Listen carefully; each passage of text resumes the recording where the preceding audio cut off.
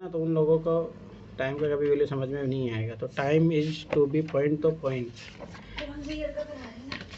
2016। ठीक है, देखो यहाँ पे मैं कॉन्सेप्ट सिखाऊंगा, वो चीज़ याद रखोगे तो ये चीज़ याद रखना, कभी भी इस टाइप के क्वेश्चन गलत नहीं करोगे, पहली बात।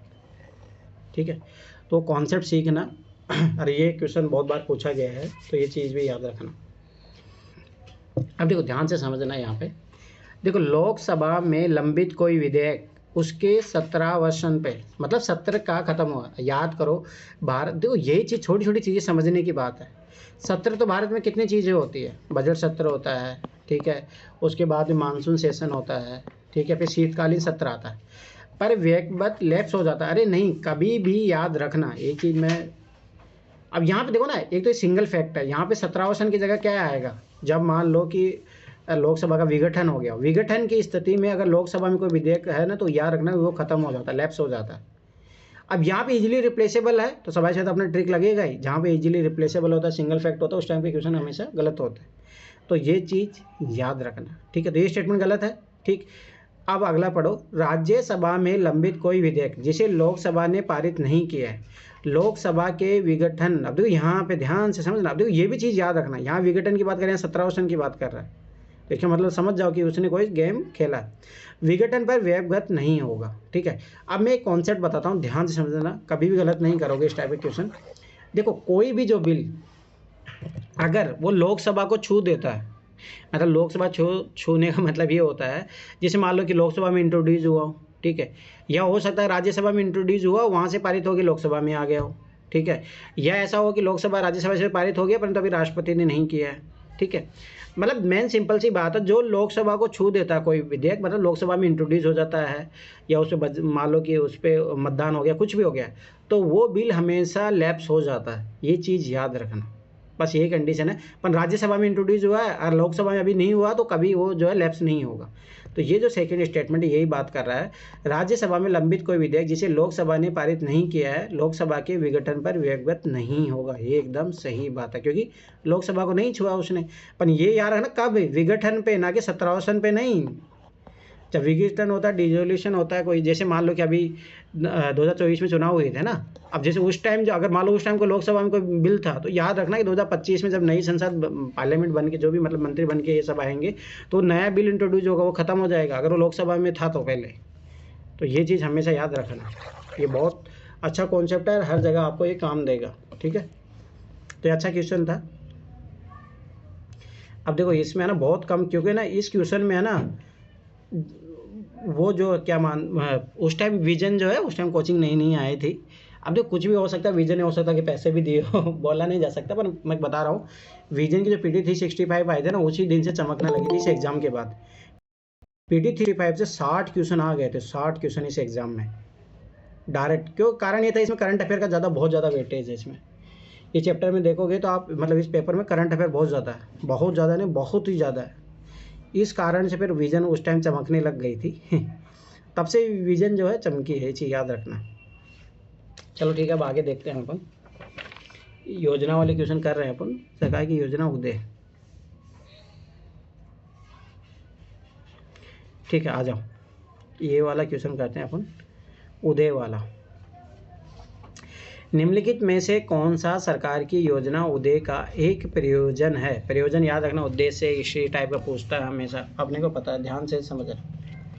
अब देखो पहली बात एक चीज़ याद रखना, मैं इस टाइप के जब भी क्वेश्चन आए, ऐसे इंग्लिश में लिख के आ रहा है, तो हमेशा आप जो है इंग्लिश में पढ़ के करो तो ज़्यादा अच्छा होगा आपको, ये चीज़ याद रखना,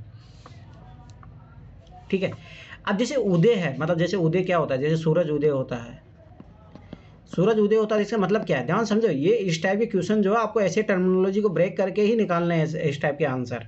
जैसे आपकी बात जो क्वेश्चन आए थे, मैं बता रहा हूँ, जो सिंगल वाले होते हैं मेरे क्यों नहीं गलत हुए, एक भी क्वेश्चन गलत नहीं हुआ मेरा आपकी बार, सोचो। तो मैं क्या यही काम करता हूँ, जैसे इस टर्मिनोलॉजी को तोड़ो आप। सूरज उदय होता है, उदय होता है तो मतलब सबाइश बात है, अंधकार से प्रकाश की तरफ निकलता है। तो यहाँ पे स्वाभाविक सी बात है, क्या चीज़ होगी, क्या तो जो है बिजली के बारे में बात हो रही होगी, जहाँ पे जिन इलाकों में बिजली नहीं है वहाँ पे बिजली आएगी। या हो सकता है कि कोई चीज़ जो बहुत परेशानी में थी, वो उससे निकालने का प्रयास किया जा रहा है। अब अपन चारों स्टेटमेंट पढ़ेंगे, उसे पता लगेगा कि कहाँ पे इस टाइप की बात कर रही है। बस अब हमेशा याद रखना, इस टाइप के क्वेश्चनों में आपको इसका मीनिंग निकालना है। मीनिंग निकालोगे आप आराम से उस क्वेश्चन को कर लोगे। ठीक, पहली चीज़ तो अपने को ये है इसमें ट्रिक। दूसरी ट्रिक क्या होती है कि अपन देखते हैं पहले स्टार्टिंग में कुछ मिल रहा है, providing electricity, providing to financial, ठीक है। दूसरी अगर स्टार्टिंग में कोई सेम चीज़ नहीं मिल रही होती तो अपन आखिरी में देखते हैं source of energy, source of, अब ऐसा कोई कहीं पे मिल रहा नहीं मिल रहा। फिर अपन तीसरा जो मेथड होता है, तीसरे मेथड में ऐसे ऐसे देखते हैं कि बीच में ऐसा कोई चीज़ मिल रहा होगा। ठीक है, अब ऐसा मिलेगा ऐसे तो ठीक है। अब इधर हिंदी में आओ, अब ध्यान से देख रहे हैं, एक एक ऑप्शन पर पढ़ते जाएंगे। ऊर्जा के नवकरणीय स्रोतों के क्षेत्र में नवप्रयासी स्टार्टअप उद्यमियों को तकनीकी एवं वित्तीय सहायता प्रदान करना। अब इसका मैंने तो क्या बोला था, कोई चीज़ संकट में होगी, उस चीज़ को उभारा जाएगा। ठीक है, उदय का मतलब क्या होगा, सनराइज होना। जैसे मान लो सनराइज जब होता था उजाला आता, दिन होता, नहीं तो उससे पहले रात रहती, तो ऐसा कोई बात नहीं है इसमें। ठीक है, तो ये चीज़ याद रखना। आगे देखो, 2018 तक देश में हर घर में बिजली उपलब्ध कराना। अरे यही तो एक्सट्रीम हो गया। मान लो कि कल ही कोई, देखो ध्यान समझो, लॉजिक समझो, कल ही कोई नया घर बना उसमें बिजली नहीं पहुंची है, तो ये तो गलत हो जाएगा ना स्टेटमेंट। दूसरी बात मैंने क्या बोला, सिंगल फैक्ट जो होते हैं गलत होता है, 2018 गलत। ठीक है, ये भी याद रखो, डाटा वाले क्वेश्चन गलत होते हैं। ठीक है, आगे बढ़ो। अभी मैं ना, हाँ रुको, इसका ए वाले स्टेटमेंट का एक और लॉजिक समझो, ध्यान से समझना। यहाँ पे एक और लॉजिक है, इसके पीछे क्यों गलत हुआ है। ऊर्जा के, देखो ये चीज़ें याद रखना, मैं जो लॉजिक बताता हूँ इसके पीछे सेंस होता है। ये सेंस बहुत सारे क्वेश्चनों में लगता है, ये हमेशा याद रखना। मैं ऐसे नहीं बताता हूँ, जैसे भाई फैक्ट हो गया, दूसरी बात हर घर में बिजली, तो ये एक्सट्रीम स्टेटमेंट हो गया ना, तो ये कट गया। अब यहाँ देखो, ऊर्जा के नवकरणीय स्रोत, ठीक है भाई, सब बता, सोलर पावर प्लांट ऐसे सब आ रहे हैं। ठीक है, के क्षेत्र में नवप्रयासी स्टार्टअप, मतलब जो नए नए स्टार्टअप जो लग रहे हैं उनको तकनीकी एवं वित्तीय सहायता प्रदान करना। मुझे बताओ सरकार कब से करने लगी, वित्तीय सहायता कब से प्रदान करने लगी, मुझे बताओ। थोड़ा बहुत हेल्प कर सकता है, मतलब सब्सिडी दे सकता है। ठीक है, तकनीकी जो है वो कहाँ से हेल्प करेगा, सरकार के पास तो ऑलरेडी लिमिट है भाई पैसों की। और ये जो स्टार्टअप को चलिए गरीबों को, लोगों जरूर सरकार कल्याणकारी कार्य करने के लिए दे सकती है, ये चीज़ हमेशा याद रखना। तो ये स्टेटमेंट हुई गलत। अब आगे फिर मैंने वो भी समझाया था कि इसमें तो ऐसी कोई बात हो ही नहीं है जहाँ पे कुछ सनराइज जैसी बात दिख रही हो अपने को। ठीक है, अब आ जाओ इधर। एक समय अवधि के अंदर कोयला आधारित शक्ति संयंत्रों के स्थान पर प्राकृतिक गैस, ठीक है, नाभिकीय सौर, वायु एवं ज्वारीय शक्ति संयंत्र स्थापित करना। मुझे बताओ, आज भी है जो सबाश बताए रिन्यूएबल एनर्जी का अपन यूज कर रहे हैं, ये बोले एक टाइम पीरियड के अंदर। चलो ठीक है, मान लो ऐसा भी चीज़ हो जाएगा, परंतु ये मुझे बताओ प्राकृतिक गैस कितने हैं, नाभिकीय सौर, वायु है, ज्वारीय संयंत्र स्थापित करना। भाई स्वाभाविक बात है, कोई चीज़ को बढ़ावा दे सकते हो आप, एक चीज़ को सेक्टर को आगे ले जा, सब चीज़ों को एक, और आप बोलोगे कोयला आधारित संयंत्रों के स्थान पर आप ये रिप्लेस कर दोगे पूरी तरीके से, तो ये हो ही नहीं सकता, ये बहुत एक्सट्रीम बात होगी। दूसरी बात, जो अपना जो है उद्देश्य, कोई यहाँ पे कोई मीनिंग समझ में आ रहा है ना, उद्देश्य ऐसे अभी तक भी कोई बात समझ में नहीं आई जो ऐसा कुछ बात बोल रहा हूँ। विद्युत वितरण कंपनियों के वित्तीय काया पलट और पुनरुत्थान। हाँ, ये हुई ना बात, सूरज छिपता है अगले दिन उगता है, पुनरुत्थान हुआ, और उदय की तो बात है। Answer D. और ये याद करना, डिस्कॉम कंपनियां थी, उनके लिए ही ये बात चली थी, ये योजना सरकार ने उसी लिए लाया था। ठीक है, तो ये चीज़ याद रखना। अब देखो सेंस समझो, मैं फिर बार बता, देखो यहाँ पे देखो पुनरुत्थान का प्रबंधन करना। यहाँ पे देखो ऐसा नहीं कि सरकार वित्तीय सहायता उपलब्ध करे, नो, प्रबंधन करेगी, मैनेज करेगी, ताकि कैसे चीज़ें जो है डिस्कॉम कंपनियां जो है जो बिजली को बांटती है, वो जो है जो कर्जा था उनके ऊपर, वो कैसे उनसे बाहर निकले। काया कलट हुआ तो मतलब समझ में, कर्जे में थी, तो कर्जे में सरकार ने क्या लाया, उदय स्कीम। उदय मतलब ये इसको निकालने के लिए बाहर, वही अपन ने जो लॉजिक क्रिएट किया था इस क्वेश्चन के पीछे, वही यहाँ पे साबित हुआ। ये चीज़ याद रखना। ठीक, मैं पहले बता रहा हूँ, सेंस बताता हूँ, ये क्वेश्चन बहुत इंपॉर्टेंट हो जाते हैं आगे जाके। चलो ठीक है, आगे बढ़ो। इसमें करंट अफेयर क्वेश्चन बहुत ज़्यादा मिलेंगे। ये बहुत अच्छा क्वेश्चन है, ध्यान से देखना। और ये ना एनसीईआरटी में है, अगर आप ये पढ़ोगे एनसीईआरटी में है ये चीज़। ठीक है, एक राष्ट्रीय मुहिम है, ठीक है, राष्ट्रीय लेवल पे चल रही है, ध्यान से समझना। मतलब स्वाभाविक सी बात है, पूरे राष्ट्र की लेकर समस्या होगी, कोई छोटी मोटी समस्या नहीं होगी, बहुत बड़ी समस्या होगी, तभी तो इसको पूरे राष्ट्र के लेवल पे चलाया गया है। ठीक, राष्ट्रीय गरिमा अभियान। अब देखो ध्यान से समझना, राष्ट्रीय तो अपन समझ गए भाई, पूरे नेशनल लेवल पे है, अभियान कोई प्रोग्राम है, यहाँ पे वर्ड है गरिमा। गरिमा को अब गरिमा वो मत समझ लेना किसी लड़की का नाम नहीं है। गरिमा का मतलब होता है, ध्यान समझना, अपना आत्मसम्मान, ठीक है, और जो स्वाभाविक बात है, बोलते हैं ना कि सेल्फ, याद करो आर्टिकल 21 में क्या है भाई, आप अपना जो है मतलब डिग्निटी ऑफ द लाइफ, समझ में आया। तो गरिमा, जो आप कार्य करो उसको एक गरिमा की दृष्टिकोण से देखा जाए, तब वो गरिमा बनती है। तो ऐसा कुछ ना कुछ ऐसा हो रहा होगा, सफाई सी बात है, जो लोगों के साथ भेदभाव हो रहा होगा, और उनकी जो आय का जो इनकम है उनको बहुत बुरा माना जाता होगा, और समाज उनके साथ अनटचेबिलिटी वाला जैसा बिहेव करती है। तो सरकार ऐसा अभियान ला रही है कि पॉजिटिव, ताकि उनको एक उस सम्मानजनक दृष्टि से देखा जाए। अब मैं यहाँ पे एक स्टोरी बताता हूँ, थोड़ा आप अच्छे से लिंक कर पाओगे। महात्मा गांधी है ना, जैसे आज के दौर में क्या हो गया, कलेक्टर मतलब राजा, ठीक है। और वो मान लो कि जो चपरासी का काम कर रहा है या जूती घाटने का काम कर रहा है, उसको समाज मतलब सम्मानजनक दृष्टि से अपन नहीं देखते हैं। पर गांधी बोलते थे बच्चा, कलेक्टर हो या चाहे ये मान लो कि चाहे नाई की दुकान करने वाला हो या कोई भी हो, मोची हो, वो भाई कार्य किस चीज़ के लिए, कलेक्टर भी किस चीज़ के लिए कार्य करे, ताकि उसका पेट भरेगा। ये भाई आजीविका का साधन है। हो सकता है ठीक है आपको पद मिल गया, कोई बात नहीं, ये भी काम कर रहा है। तो हर व्यक्ति को उसका कार्य के अनुसार उसको सम्मान मिलना चाहिए, ये चीज़ हमेशा याद रखना। अब इसी लॉजिक पे इस पे बात होगी, अभी इसमें पढ़ेंगे कहाँ पे ऐसी बात चल रही है, ठीक है। आप देखो ध्यान से देखना, आवासहीन और निराश्रित लोगों के पुनर्वासन और उन्हें उपयुक्त जीविकोपार्जन के स्रोत प्रदान करने के लिए। मुझे बता, ऐसा अगर तो चल रहे हैं बहुत, आवासहीन के लिए कौन सा चल रहा है, प्रधानमंत्री आवास योजना, गलत, ठीक है। सिंपल सी लॉजिक वाली बात है, ये चीज़ याद रखना, ठीक। आगे बढ़ो, यौन कर्मियों सेक्स वर्कर को उनके पैसे से मुक्त कराने, ठीक है, चलो ये तो अच्छी चीज़ है। पर मैंने क्या लगा, देखो एक चीज़ याद रखना है, ये चीज़ भी, और उन्हें जीविकोपार्जन के वैकल्पिक स्रोत प्रदान करने के लिए, चलो ये थोड़ा बहुत तो पॉजिटिव चीज़ है। पर मैंने क्या बोला, एक राष्ट्रीय मुहिम है, तो ये बहुत बड़ी समस्या है। चलो ठीक है, सेक्स वर्कर देखो मोस्टली देखोगे तो शहरों में पाए जाते हैं, और जो भी बड़े बड़े शहरों में, हर जगह नहीं है, ये चीज़ याद रखना। तो सभी सी बात है, ये पूरा नेशनल लेवल पे तो नहीं होगी ये समस्या, ठीक है, थोड़ी बहुत है, परंतु नेशनल लेवल पे तो नहीं होगी। आगे बढ़ो, मेला ढोने की प्रथा को समाप्त करना। हाँ, मैंने बोला था ना ये चीज़, गरिमा, क्यों वो मेला ढो रहे हैं तो उनके साथ में छुआछूत, अनटचेबिलिटी, ये सारी चीज़ें होती है। और मेला ढोने वाले कर्मियों के पुनर्वासन के लिए, हाँ ये बात हुई ना, ताकि वो अपना सम्मानजनक जो है जीवन जी सके। और मेला ढोने वाले समझ बात है, हर जगह हर गली गली में है, क्योंकि जो शहरों में देखो कचरा उठाने वाले, गाँव में जो गटर सफाई करते हैं, ये कौन है, वही तो लोग हैं।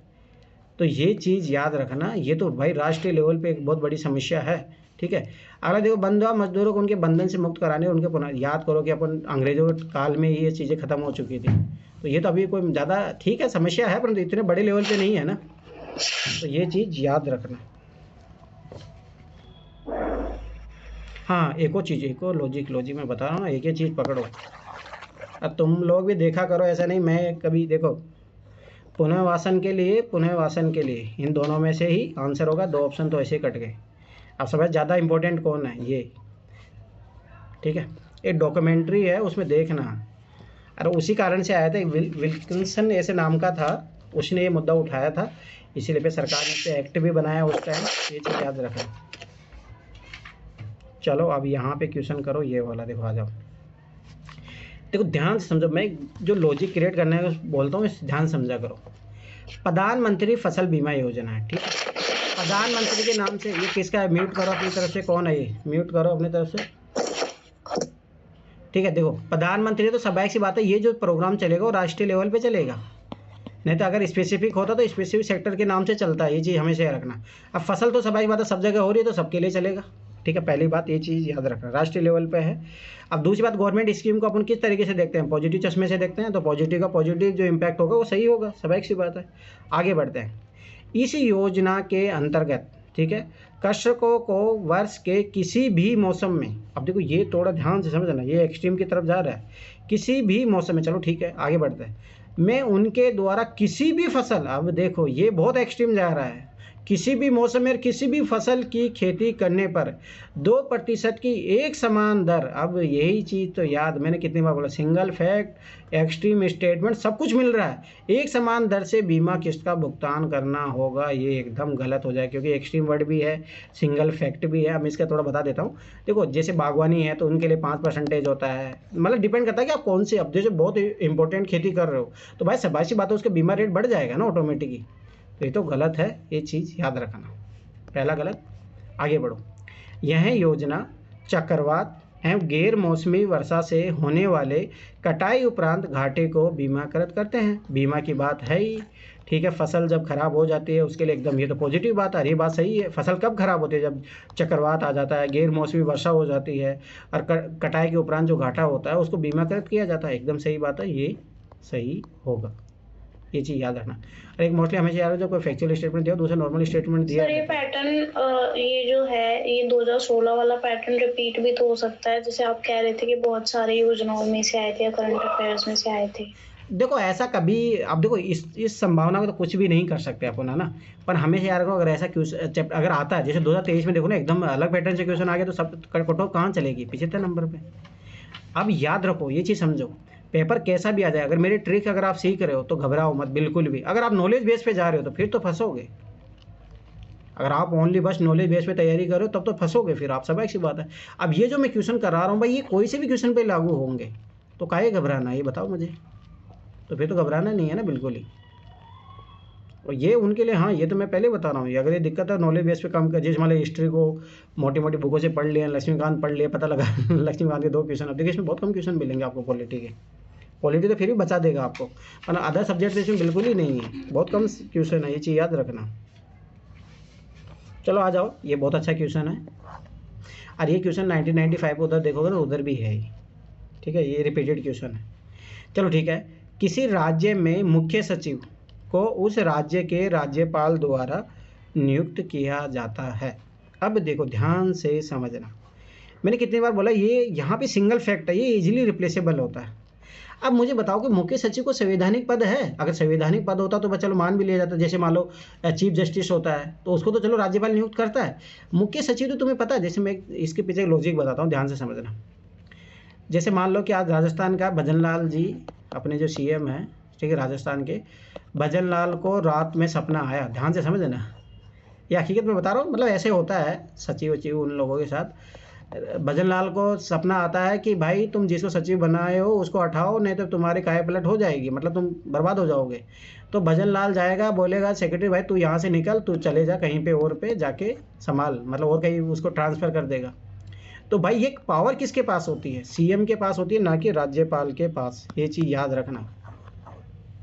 अब मुख्य सचिव भाई सभाई बात है, किसको सलाह देने का काम करता है? सीएम को तो देने का काम करता है, ये चीज़ हमेशा याद रखना, ना कि राज्यपाल होगा, याद रखना सीएम होगा, कोई संवैधानिक पद से लिए मुख्य सचिव जिसके लिए राज्यपाल की जरूरत पड़ेगी, ठीक है। तो ये चीज़ याद रखना, सीएम चुनता है, ठीक। अगला देखो, राज्य में मुख्य सचिव का नियत कार्यकाल होता है। अरे मैंने क्या बोला, भजनलाल उठा सुबह उठा के भेज दिया इसको, तो ये कहाँ इसका फिक्स टाइम पीरियड हुआ? गलत, दोनों के दोनों ऑप्शन गलत। अब यहाँ देखो फिक्स इस टाइप की अगर बात कर रहा है, या याद रखना, तो हमेशा गलत होता है। दूसरा एक और चीज़ समझो, ध्यान से समझना, ठीक हो। पहली बात यहाँ सिंगल फैक्ट था, उस तरीके से गलत की। यहाँ देखो नियत कार्यकाल है, तो स्वाभाविक सी बात है, दूसरा क्या हो सकता है? अनियत भी तो हो सकता है ना, अनफिक्स। स्वाभाविक सी बात है, ये जरूर सोचना है, अरे होता ही है वैसे, स्वाभाविक बात है, इनका कोई टाइम पीरियड से फिक्स होता है। चलो आ जाओ, ये स्कीम वाला क्वेश्चन देखो, ध्यान से देखना, स्टैंड अप इंडिया स्कीम, ध्यान से समझना। इनमें खत्म में कौन सा सही है, पहले इसका मीनिंग समझो। मैं फिर बार बताऊँ, जो इन्वर्टेड कोमा में जो दिया रहता है यही आपका आंसर निकलवाएगा। स्टैंड मतलब खड़ा करना है आपको, इंडिया स्कीम मतलब सबाई सी बात है कि देश में ऐसी कोई चीज़ आपको, मतलब सबाई मतलब खड़ा करने मतलब ये नहीं कि खड़ा करके सज़ा देनी है। खड़ा करना मतलब उनका आर्थिक जो मान लो कमजोरी है उसको दूर करना है, या उनको सामाजिक जो भी है बेरोजगारी, इस टाइप की चीज़ है, स्टैंड अप करना है, आपको मजबूती देना है ताकि आप जो है मतलब सशक्त बनो, ठीक है। ये पॉजिटिव सेंस है, ठीक है। अब आगे देखो, अब अपन ऐसा ही जो अपन यहाँ पे मीनिंग निकाला है, क्या वो यहाँ पे लागू हो रहा है? देखते हैं। इसका प्रयोजन SC और ST एवं महिला, मैंने कितनी बार बोला वीकर सेक्शन है, तो 100% सही होगा, बस कोई एक्सट्रीम वर्ड नहीं दिया हो। ये याद रखना, GS2 का अपना सब अगर सिलेबस देखो उसमें जाके दिया है कौन वीकर सेक्शन है। इसका प्रयोजन SC ST एवं महिला उद्यमियों में उद्यमिता को प्रोत्साहित करना। हाँ यही तो देख रहे थे भाई, स्टैंड अप खड़ा करना, तो यहाँ भी क्या बात कर रहा है? प्रोत्साहित करना, एकदम पॉजिटिव बात है, 100% सही होगा, ठीक। आगे, यह सिडबी के माध्यम से पुनः वित्त का प्रावधान करता है। अब यहाँ पे थोड़ा बहुत आपको नॉलेज की जरूरत पड़ेगी कि भाई सिडबी क्यों, और कुछ भी हो सकता है, नाबार्ड क्यों नहीं, यहाँ पे थोड़ा नॉलेज की आपको जरूरत पड़ेगी, भाई सिडबी क्यों, ठीक है। अब अगर थोड़ा बहुत भी अगर आपको आइडिया होगा तो सिडबी जो है यही काम करती है। अभी है ना, मोनिका से इंटरव्यू में पूछ लिया था, कोई किसी को फुल फॉर्म याद है इसका? किसी को फुल फॉर्म याद है?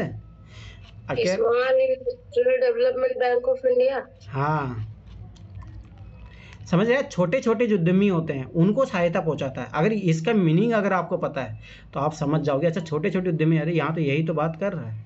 तो ये दोनों सब्जेक्ट मैंने क्या बोला, कोरिलेशन में, तो कोरिलेशन में कभी गलत नहीं देगा।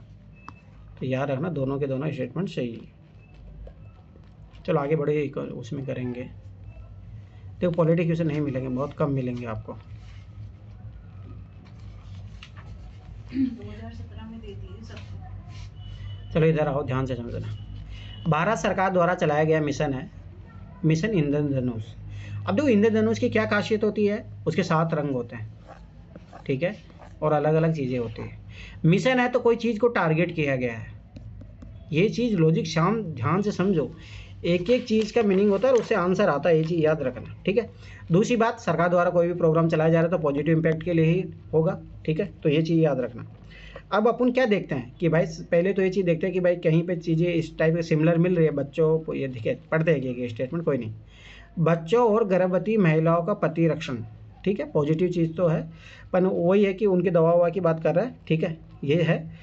अब देखो ध्यान से समझना, बच्चों गर्भवती महिलाओं का प्रतिरक्षण, ये पॉजिटिव चीज़ तो है, मिशन इंद्रधनुष है, ठीक है, 7 रंग की मालू, ठीक है, पॉजिटिव चीज़ है, गलत करने का कोई ऑप्शन नहीं है अपने पास। आगे देखते हैं अपन, पूरे देश में स्मार्ट सिटी का निर्माण देखो याद करो, देखो ये स्टेटमेंट रिपीट हुआ नहीं हुआ, याद रखो, मैंने बोला था ये चीज़। अब देखो पूरे देश में, ये तो एक्सट्रीम स्टेटमेंट हो गया, गया काम से, आगे बढ़ो।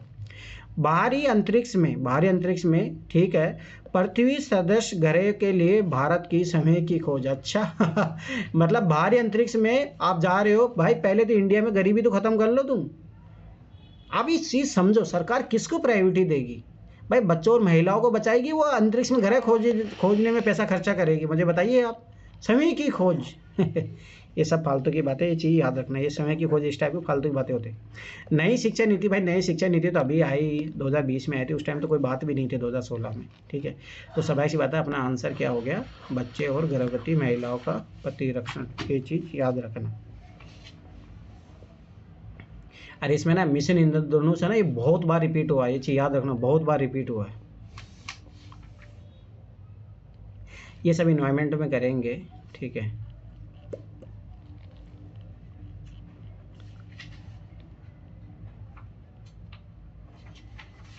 चलो ये आ जाओ एक बार, नहीं ये तो साइंस टेक का ही छोड़ो, साइंस टेक्नोलॉजी का ही आ जाओ।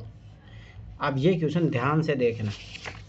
अब जैसे थोड़ा बहुत बोला जाता है ना, पॉलिटी में थोड़ा सचेत होना चाहिए, कभी एक्सट्रीम वर्ड देख के क्या है वो थोड़ा याद रखना। चलो ठीक है, कोई नहीं, देखो ध्यान से समझना। ग्राम न्यायालय अधिनियम बना है, तो स्वाभाविक सी बात है, क्या बात चल रही है कि ग्राम न्यायालय मतलब गांव के अंदर ही जो है न्यायालय क्या काम करता है, जस्टिस देने का।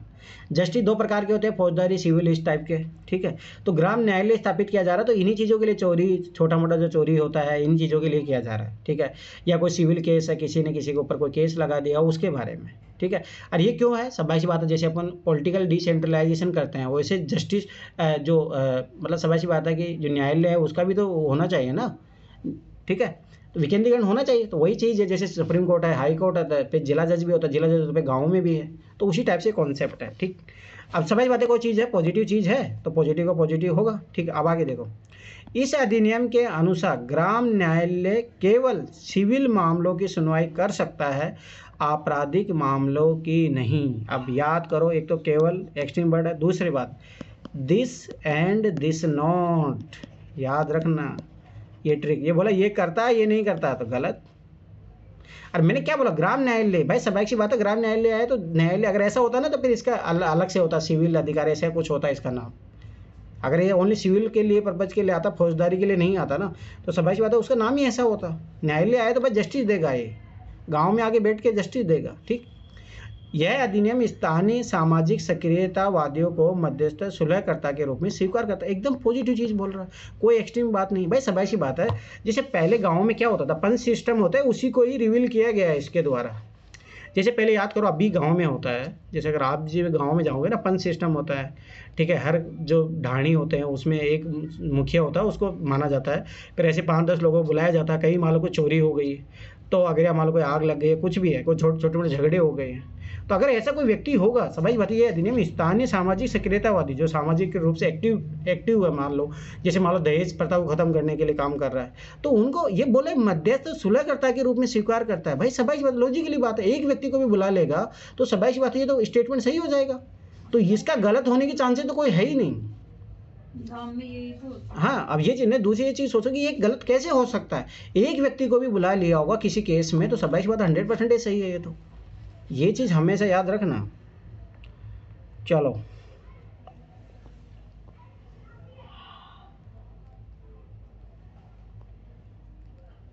अब देखो इसमें नहीं है, मैं वही बताऊँ, करंट अफेयर के बहुत क्वेश्चन थे। चलो एक क्वेश्चन आओ इधर। अब ये देखो ना, एनसीईआरटी का है, पॉलिटी में से है ये क्वेश्चन, ये डॉक्टर विदाउट बॉर्डर वाला, जाके देखना। अब देखो मैं इसमें एक ट्रिक बताऊंगा, ध्यान से समझना ये चीज़, ठीक है। डॉक्टर्स जो है विदाउट बॉर्डर्स, अब ऐसे डॉक्टर जिनके लिए सीमाएं जो है अंतर्राष्ट्रीय सीमाएं होती है, उनके लिए वो काम नहीं करती, ऐसे डॉक्टर चाहिए अपने को। तो ऐसे डॉक्टर कौन होते हैं? जैसे एनजीओ होती है, एनजीओ देखो हमेशा ये चीज़ समझो, एनजीओ होती है वो हर जगह काम करती है। अब जैसे बड़ी बड़ी जो एनजीओ होती है, ठीक है, जैसे Bill and Melinda Gates foundation है, याद करो, भारत में भी दे रहे हैं, अफ्रीका में भी दे रहे हैं, वहाँ पे उनके लिए कोई सीमाएं लगती है, कोई बाउंड्री लगती है? नो, वो हर जगह। तो वही चीज़, वो डॉक्टर जो विदाउट बॉर्डर है, मतलब बॉर्डर का नहीं, ऐसा नहीं इंडिया में है तो इंडिया में काम कर रहा, नो। तो ये चीज़ कौन होगी? सबाई सी बात है, एनजीओ होगी। अब देखते हैं, विश्व स्वास्थ्य संगठन का ये प्रभाग, मैंने क्या बोला, डिपार्टमेंट, संस्था, गलत होती है मोस्टली। अब ये चीज़ पहले लॉजिक समझना है। एक गैर सरकारी अंतर्राष्ट्रीय संगठन, हाँ देखो सीमाएं हैं तो अंतर्राष्ट्रीय तो होना ही चाहिए, कोई स्थानीय काम नहीं आएगा। बॉर्डर का मतलब क्या होती है? अंतर्राष्ट्रीय, अंतर्राष्ट्रीय सीमा कोई पालन नहीं कर रहा है, एकदम सही बात है, एक वर्ड भी है, ये चीज़ याद रखना। यूरोपीय संघ द्वारा प्रायोजित एक अंतर सरकारी एजेंसी, इंटर गवर्नमेंटल, इस टाइप की बात करता है, तो ये चीज़ याद रखना, गलत होता है। दूसरी बात, ऐसा कुछ है कि यूरोपियन यूनियन, अरे यूरोपियन यूनियन होगी तो फिर वही हो गया, एक क्षेत्र में बांध दिया आपने इसको, तो फिर कहाँ डॉक्टर्स विदाउट बॉर्डर हुआ ये, ठीक है, ये भी गलत हो गया। संयुक्त राष्ट्र की विशिष्ट एजेंसी, ये सब फालतू की बात है। सबसे मेन लॉजिक समझो, डॉक्टर्स विदाउट बॉर्डर, ऐसे डॉक्टर चाहिए जैसे लोगों के जो हेल्प करते हैं, ठीक है, तो वो कौन होते हैं? एनजीओ होती है जो हर जगह जाती है, ये चीज़ याद रखना। चलो इसमें और कोई क्वेश्चन है? नहीं है, सब आगे बढ़ो। देखो रेड सेंडर्स, ये देखो कितनी बार ये यूपीएससी क्वेश्चन आपके 2024 में भी आया। अब मुझे बताओ क्या चाहिए इससे ज़्यादा तुम लोगों को पीवाईक्यू में?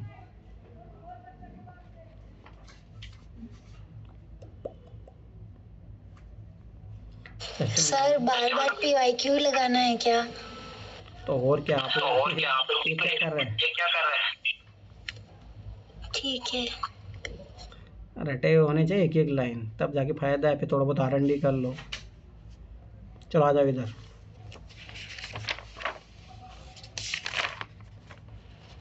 ठीक है, ध्यान से देखो, ध्यान से समझना है चीज़ को। भारत सरकार की एक पहल है, तो मैं फिर 12 बता रहा हूँ। स्वयं का लक्ष्य क्या? स्वयं, देखो ध्यान से समझना है चीज़ को, स्वयं का लक्ष्य क्या है, ठीक है, इस टाइप का क्वेश्चन है। तो पहले तो अपन ट्रिक लगाएंगे, कोई आगे से कोई चीज़ मिल रही है, आगे से कोई नहीं मिल रहा, पीछे से कोई चीज़ मिल रहा है, प्रोत्साहित करना, उपलब्ध कराना, संवर्धन करना, उपलब्ध कराना, मिल गया। तो समझ बात है, 2 ऑप्शन गए अपने काम से, इन दोनों में से आंसर होगा, ठीक है। तो ये ट्रिक भी याद रखनी है, तीनों चारों मेथड। अब यही है, मैं फिर बता रहा हूँ, एग्जाम में ये काम नहीं करेंगे तुम लोग, प्रैक्टिस नहीं करोगे, तो ये चीज़ याद रखना। अब ठीक है, ये तो गलत है, अपने पता लग गया अपन ये क्यों गलत है, अपन एक बार ये पढ़ लेते हैं। ग्रामीण क्षेत्रों में स्वयं सहायता समूहों को प्रोत्साहित करना, ठीक है, पर स्पेसिफिक बात होगी भाई ग्रामीण क्षेत्रों में ही क्यों? भारत सरकार की पहल होगी, तो अगर ऐसा नाम होता तो फिर होता ग्रामीण उन्नत भारत, ऐसे करके नाम होता। ये चीज़ हमेशा समझो कि सरकार जो है हमेशा क्यों इस टाइप के नाम रखती है, ये चीज़ समझो। ग्रामीण होता तो देखो जैसे अभी मान लो कि कोई प्रधानमंत्री ग्रामीण आवास योजना, ऐसे चलती है नाम से। अगर कोई चीज़ भाई भारत सरकार की पहल है और उसका एक अलग नाम हो तो पूरे लेवल पे होगी, ये चीज़ हमेशा याद रखना। गलत, अब ये क्यों गलत है? किशोरियों की शिक्षा, उनके स्वास्थ्य का संवर्धन करना। मैं फिर बोला, अगर ऐसा कुछ नाम होता तो फिर होता महिला बाल विकास, ठीक है, कल्याण, स्वास्थ्य प्रभार, ऐसा नाम होता ना उसका, ठीक है। स्पेसिफिक नहीं है, क्वेश्चन की डिमांड वाइड है, तो वाइड अप्रोच वाला आंसर आएगा इसका, ठीक है। आगे देखो, युवा जो है नव प्रयासी स्टार्टअप उद्यमियों को वित्तीय तकनीक, देखो यही वही चीज़, वही ट्रिक मैंने कितनी बार बोला, गवर्नमेंट के पास फंड पहले ही कम होता है, कहाँ से उनको वित्त वो तकनीकी ये सब उपलब्ध कराएगा? देखो वही एक ही ऑप्शन बार बार रिपीट हो रहा है, तो गरीब को देगा। हाँ मतलब समझ, कल्याण के राज्य में सब ऐसी बात है। हाँ, अब इसमें तो करोड़पति भी फायदा उठाएंगे ना, अब देखो दूसरी बात, इन दोनों में से पता था ये गलत हो गया तो ये आ गया। नागरिकों को वहन करने योग्य, अब देखो यहाँ पे पढ़ो अफोर्डेबल, यही चीज़ यार ना। ए का मतलब क्या होता है अफोर्डेबल, कहाँ पे बात कर रहा है, ओनली यहाँ पे। वहन करने योग्य हैं, गुणवत्ता वाली शिक्षा निःशुल्क उपलब्ध करवाना, एकदम पॉजिटिव बात है। भारत सरकार, हाँ पूरे देश में चाहिए भाई फ्री एजुकेशन, तो जरूर चाहिए, अफोर्डेबल चाहिए, ठीक है, गुणवत्ता वाली चाहिए, एकदम बहुत पॉजिटिव बात है ये तो, 100% चाहिए, ठीक है, ये चीज़ याद रखना। अब आगे बढ़ो, आ जाओ, ये पॉलिटी का क्वेश्चन है, ध्यान से समझना। मॉन्टेग्यू चेम्सफोर्ड प्रस्ताव किससे संबंधित है, थोड़ा बहुत भी अगर आइडिया होगा, 1919 के एक्ट को जो है मॉन्टेग्यू चेम्सफोर्ड रिफॉर्म भी बोलते हैं, ठीक है।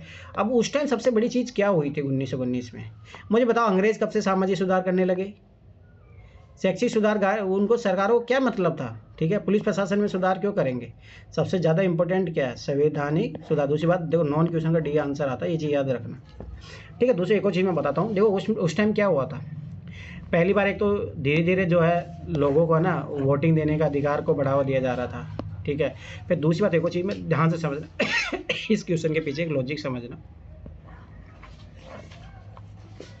देखो प्रस्ताव कोई चीज़ का आया है, ठीक है, सामाजिक सुधार, पहली बात तो अंग्रेजों को हमेशा अपन नेगेटिव तरीके देखना है।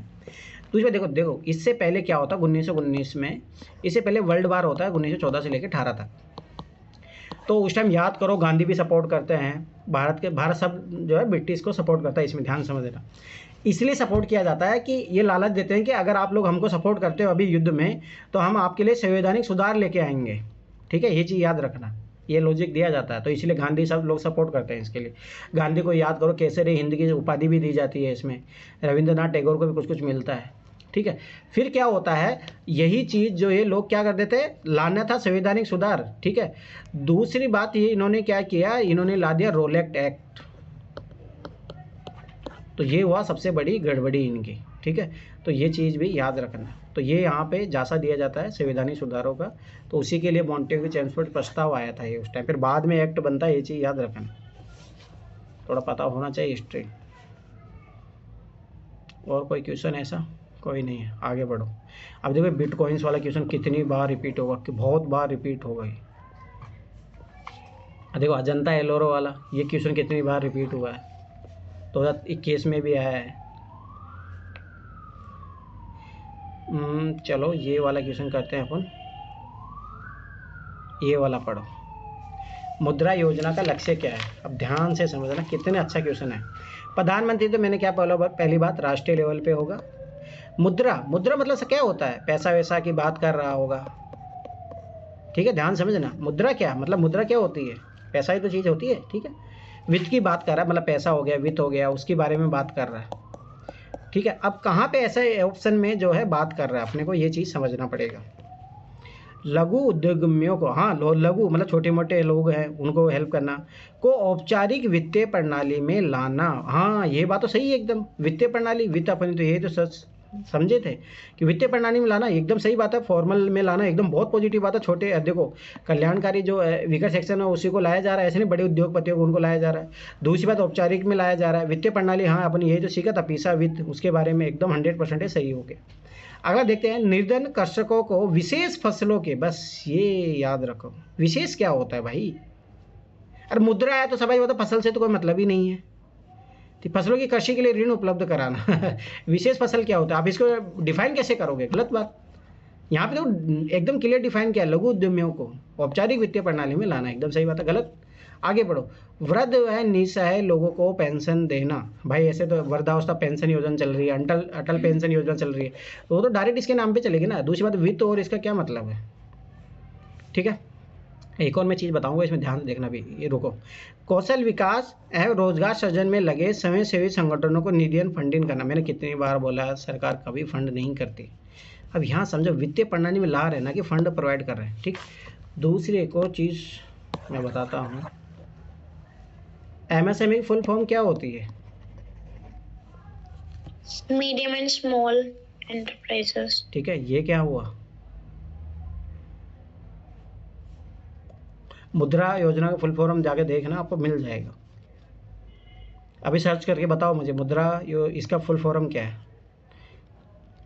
ये बहुत ज़रूरी होता है, ये याद रखना है। इनका चीज़ें को आप डिकोड करना सीख गए ना कभी दिक्कत पड़ेगी नहीं, फट से आंसर निकालोगे। इसे बताओ एक बार फटाफट मुझे। अरे सर्च करो भाई नेट पे।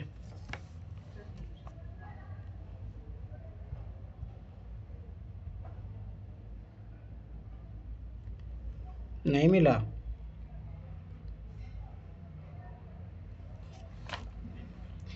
क्लास से कौन कौन भाग गए अभी? सब लोग यहाँ पे नहीं है। माइक्रो यूनिट डेवलपमेंट एंड हाँ अब देखो, फाइनेंस एजेंसी।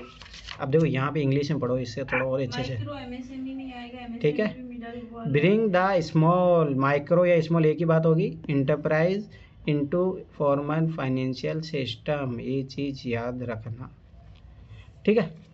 चलो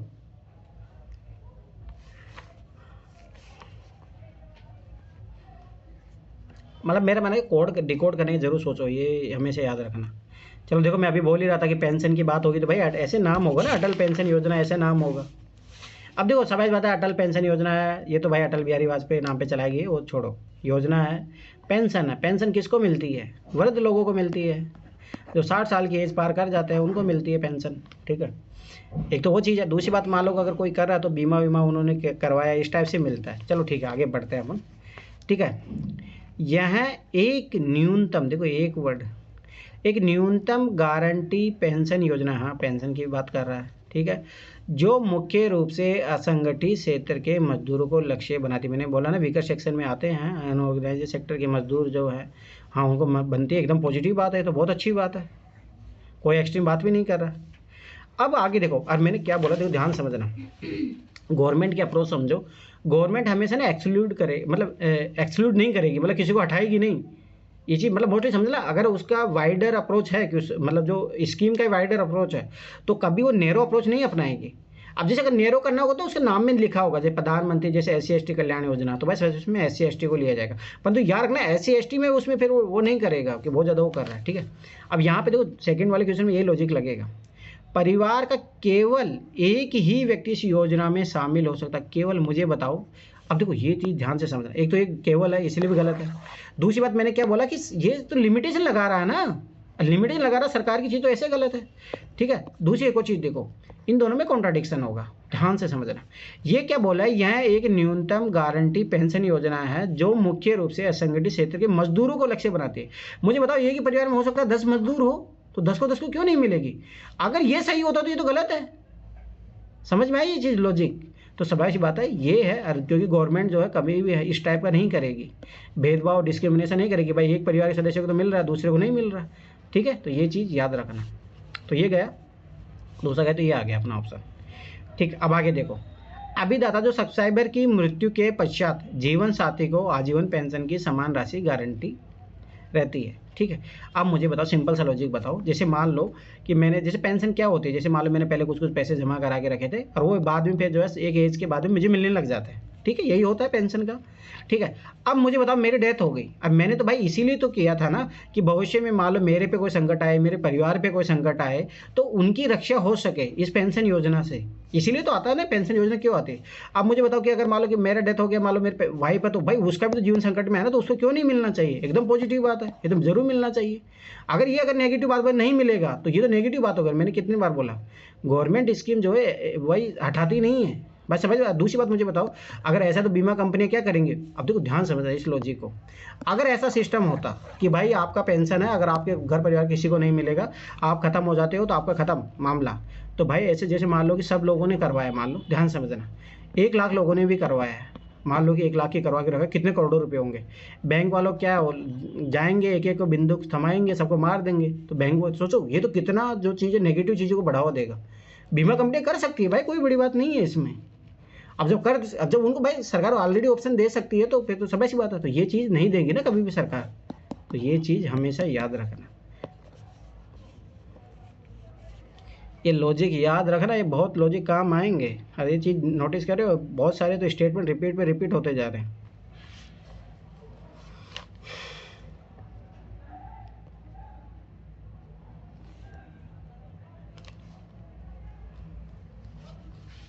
चलो ठीक है, आप हाँ ये वाला क्वेश्चन देखो, ध्यान से देखना। अब ये देखो, यही सेम क्वेश्चन 2019 में रिपीट हुआ, यही सेम क्वेश्चन। अरे है ना, मैंने है ना एनसीईआरटी जो इंपॉर्टेंट चैप्टर भेजे है ना, उसमें है ये सब सारी चीज़ें, डीजी लॉकर सब मिलेगा आपको, उधर जाके पढ़ोगे तो आप। ठीक है, अब ध्यान से देखना, कभी कभी समाचारों में दिखने वाला डीजी लॉकर के समय उनकी खतरों में ध्यान से। अब देखो देखो लॉकर क्या चीज़ काम में आता है, जैसे आप गहना है, इंपॉर्टेंट चीज़ें है, उसको रखते हो भाई, लॉकर यही काम आता है ना। लॉकर मतलब समझो कोई चीज़ है इंपॉर्टेंट है, उसको आप रख के ताला मार दो, लॉकर का मतलब यही होता है। अब यहाँ पे डीजी लगा है, मतलब क्या है, डिजिटल लॉकर है। तो भाई सब की बात है, आपका जो भी पीडीएफ है, डॉक्यूमेंट्स है, आपको उसमें रख सकते हो, ताकि कहीं पे भी ज़रूरत पड़े तो वहाँ से निकाल के आप जो है यूज कर लो। देखो ये ज़रूरी है, ये डिकोड करना, उससे आंसर मिल जाता है। अब देखो यहाँ देखते हैं, यह डिजिटल इंडिया, हाँ डिजिटल पकड़ ही लिए थे, इंडिया प्रोग्राम के अंतर्गत। अब दूसरी बात पॉजिटिव है, पॉजिटिव देखेंगे, वो चीज़ भी याद रखना। ठीक है, इंडिया प्रोग्राम के अंतर्गत सरकार द्वारा दिया जाने वाला एक डिजिटल लॉकर है। भाई हाँ, एकदम यही तो बात बोल रहा है, एकदम सही बात है, इसमें तो कोई सोचना ही नहीं है। आगे बढ़ो, यह आपके ई दस्तावेज भी, वही तो बात हो गया, डिजिटल लॉकर बन रहा तो ई दस्तावेजों के लिए बनेगा, तो मैंने बताया था, तक आपकी पहुंच को संभव बनाती है। हाँ देखो, संभव बनाती है, एकदम पॉसिबल स्टेटमेंट बोल दिए ये तो, जो चाहे भौतिक रूप से आपकी उपस्थिति कहीं भी हो। हाँ एक बात सही है, आप देखो ध्यान समझना, जैसे अभी अगर फिजिकल फॉर्म में आपके अगर मान लो कि डॉक्यूमेंट जो रखे हैं, जैसे मान लो घर पे रखे हैं, अब मैं घूमने चला गया हूँ, मणिपुर में जा रहा हूँ, ध्यान समझना, तो वहाँ पे परमिट मांगा जाता है।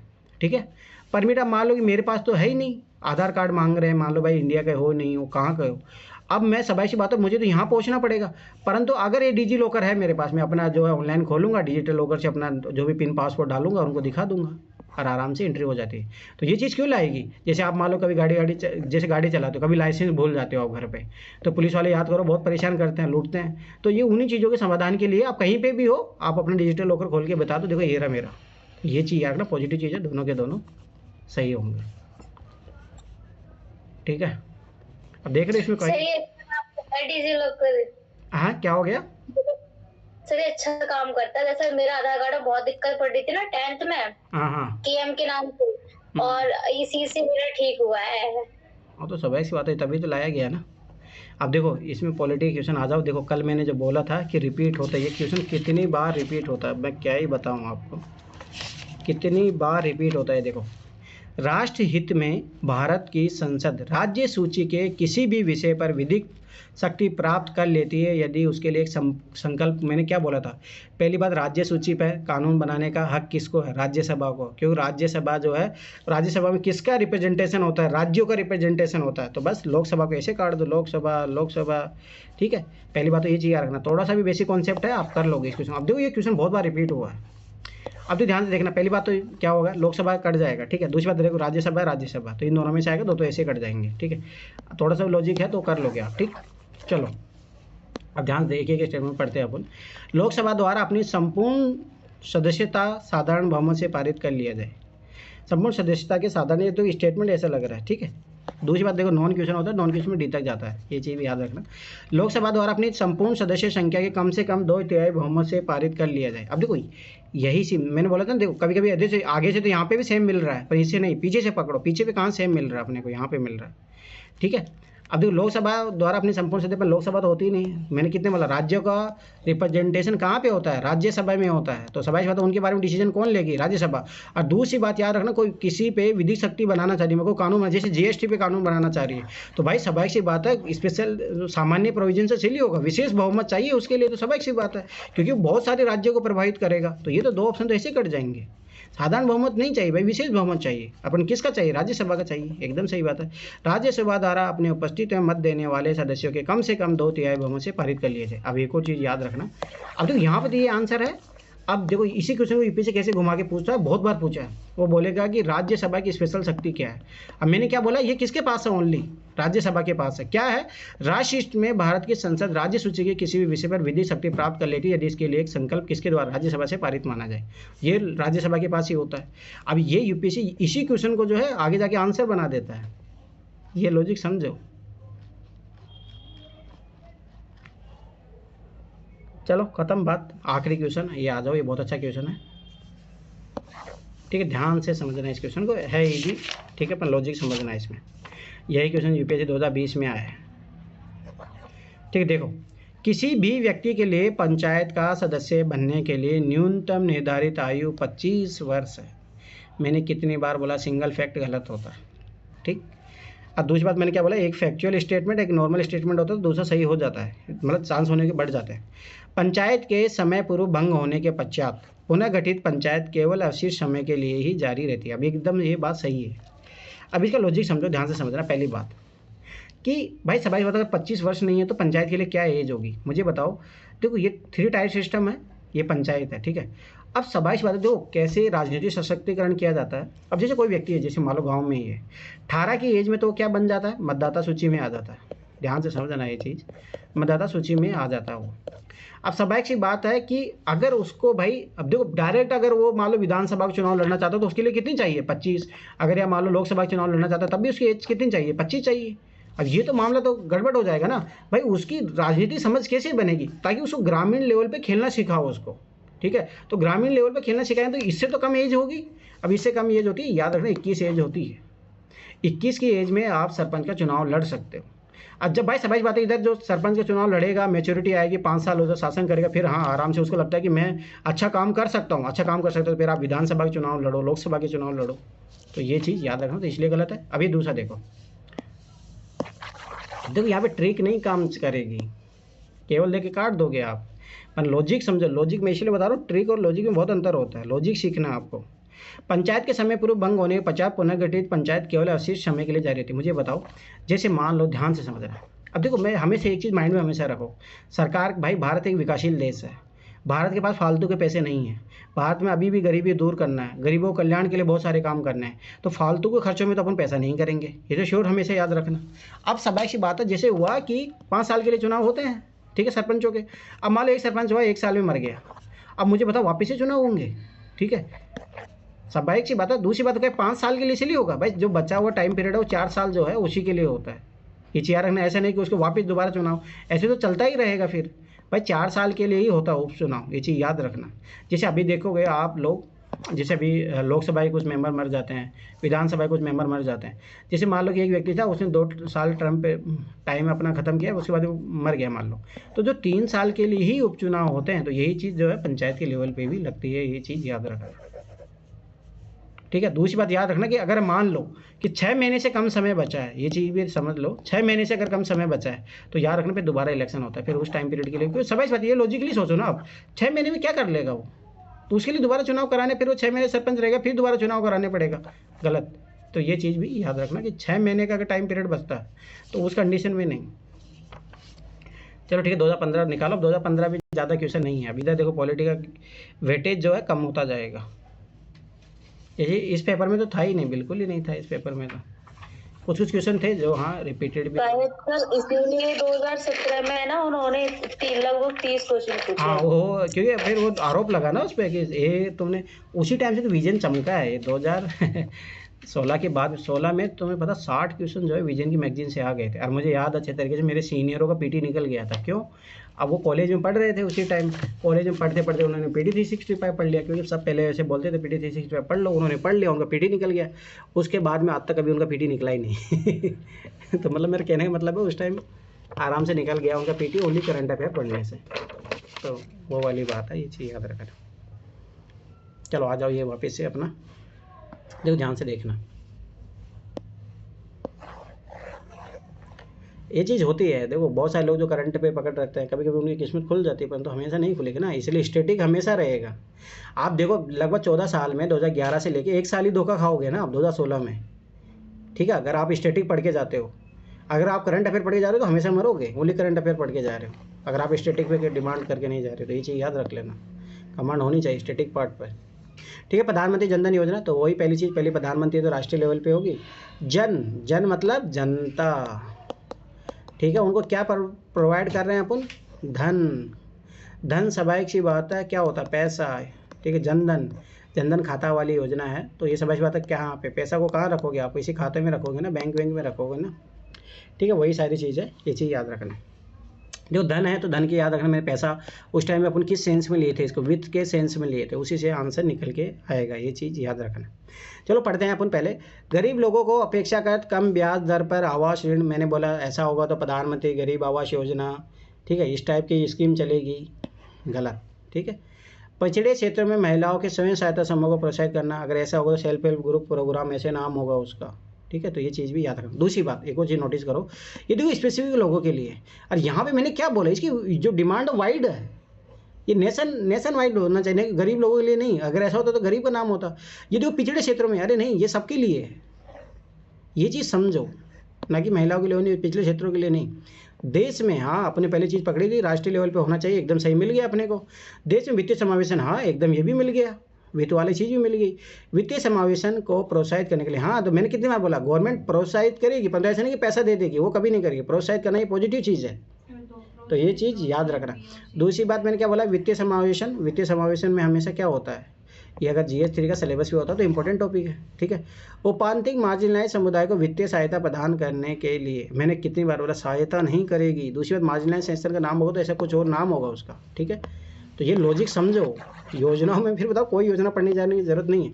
दूसरी चीज़ यहाँ पे ये भी पकड़ो, प्रोत्साहित करने के लिए इन दोनों में से होगा। ये पिछड़े क्षेत्र की बात करें देश का, तो उससे भी आप आंसर निकाल सकते हो, ये चीज़ भी याद रखो। ये चीज़ें पकड़ा करो, आगे पीछे से, बीच में से, कभी देखो तीनों चीज़ मिलती है, कभी पीछे मिल जाएगी, कभी आगे मिल जाती है, कभी बीच में मिलती है। याद करो, इस टाइप का कल क्वेश्चन किए थे अपन, तो ये चीज़ बहुत इंपॉर्टेंट आपको पकड़ना पड़ेगा। अभी देखो ऐसे, अभी इस क्वेश्चन की R&D करने की जरूरत नहीं है, परंतु हाँ वित्त आयोग पढ़नी जरूरी है, ठीक है। चलो कोई नहीं, 14 वित्त आयोग है, उसके बारे में है जो बात करता है। अब देखो आयोग मैंने कितनी बार बोला है, रिकमेंडेशन काम करता है, सलाह देता है। तो यार रखो, वित्त आयोग जो है राष्ट्रपति बनाता है, 5 साल के लिए बनाता है, 5 साल को जो है कैसे आप टैक्स का डिवोल्यूशन करोगे, कैसे टैक्स का डिस्ट्रीब्यूशन करोगे, उसके बारे में जो है सलाह देता है, अनुशंसा देता है। ये चीज़ याद रखना, ठीक। अब अनुशंसा दे रहा है, इसने केंद्रीय विभाज्य पुल में राज्यों को मिलने वाला हिस्सा 32% से बढ़कर 42% कर दिया। मुझे बताओ, ये बात अच्छी बात है, क्योंकि भाई सभी बात है, राज्यों को पास देखो, आज भी देखो बहुत सारे राज्य गरीब है, तो उनको अगर मान लो टैक्स की जो है इनकम जो ज़्यादा मिल रही है, तो उससे अपने कल्याण कर पाएंगे ना, तो ये चीज़ याद रखना। दूसरी बात देखो, ये एकदम वो रिकमेंडेशन भी है, अगर उस तरीके से देखो थोड़ा पढ़ोगे। फिर दूसरी बात है, पुराना है इसके लिए नहीं, पर आगे के लिए याद रखना, पर ये राज्यों के लिए पॉजिटिव होगा, इसलिए भी याद रखना, ठीक है। इसने विशेष तौर पर, मैंने कितनी बार बोला, इस टाइप के स्टेटमेंट हमेशा याद रखना। विशेष तौर पर सेक्टर से जुड़े अनुदानों से संबंधित सिफारिशें की है। ये तो वही हो गया, चापलूसी कर रहा है, वित्त आयोग चापलूसी करता है कि अरे यार ये अडानी का तो मैं ना प्रधान सर है ना हिंदी में तो चलो विशेष तौर पे दिया हुआ है ना, और आप इंग्लिश में देखो, इसमें सिर्फ ऐसे बोला है, it has made recommendation concerning sector specific grants. रुको, तो फिर इंग्लिश में कैसे करेंगे? मैं बता रहा हूँ ना, रिकमेंडेशन हमेशा याद रखना गलत होता। It has made the concerning sector specific है, यहाँ पे तो लिखा है स्पेसिफिक ग्रांट, लिखा तो है यहाँ पे। और मैंने कितनी बार बोला, अनुदान कभी सरकार नहीं देगी, ठीक है। और दूसरी बात मुझे बताओ, ये तो भाई अनुशंसा देने के लिए बनता है, ये तो बात ये से चापलूसी वाली बात कर रहा है। ये चीज़ हमेशा सोचो भाई, किसका व्यक्ति का क्या काम है, ये चीज़ हमेशा याद रखना। और यही पॉलिटी में समझ बढ़ा नहीं, अगर पॉलिटी में समझ बढ़ गई तो क्वेश्चन कोई सब सोल्व कर लोगे। अगर पॉलिटी में समझ नहीं बढ़ी तो फिर भूल जाओ। देखो अभी ये क्वेश्चन 2020 में भी आया, 21 में भी आया, 22 में भी आया।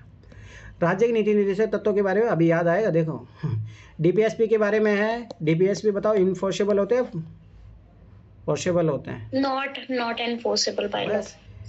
इन तत्वों में अंतर्विष्ट उपबंध किसी न्यायालय द्वारा परिवर्तनीय नहीं है, इनफोर्सेबल नहीं है, एकदम अपने सीखा ही था, ये तो PYQ से ही, ठीक है। तो ये चीज़ याद रखना। और मैंने बोला था ये कौन से होते हैं, सोशियो और इकोनॉमिक डेमोक्रेसी को बढ़ा देते हैं। फंडामेंटल राइट याद रखना, पॉलिटिकल राइट होते हैं आपके, इंडिविजुअल के राइट होते हैं वो। बस ये तत्व देश के सामाजिक आर्थिक लोकतंत्र की व्याख्या करते हैं, पॉजिटिव बात है, ये चीज़ याद रखना। दोनों ऐसे पता भी होना चाहिए, तो ये तो PYQ का है, ठीक है। तो ये चीज़ याद रखना। अभी बेसिक चीज़ें तो इसलिए बता रहा हूँ कि कुछ क्वेश्चन तो ऐसे नहीं कि आप फिर वो गलत करके आओगे।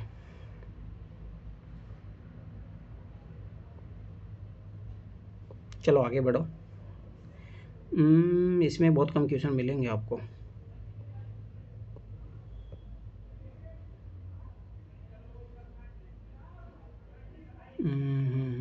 नहीं है, चलो आगे बढ़ो। आ गया, 2 क्वेश्चन आ गए हैं। रॉलेट एक्ट वाला भी तो है, रॉलेट सत्याग्रह। रॉलेट एक्ट वो हिस्ट्री का क्वेश्चन है ना, वो तो मैंने अभी आपको स्टोरी समझाया था, इसीलिए आपको याद आ गया।